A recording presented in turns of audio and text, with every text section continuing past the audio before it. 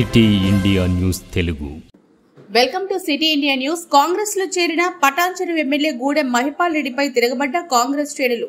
నీ స్వార్థం కోసం కాంగ్రెస్ పార్టీలో చేరి మా మీద అధికారం చెలాయిస్తామంటే ఊరుకో. 10 ఏళ్లుగా పార్టీలోనే ఉండి కష్టపడ్డ వారికి గుర్తింపు దక్కాలి. రుణమాఫీ సంబరాల్లో కాంగ్రెస్ శ్రేణులు గూడెం మహిపాల్ రెడ్డిని నిలదీశారు.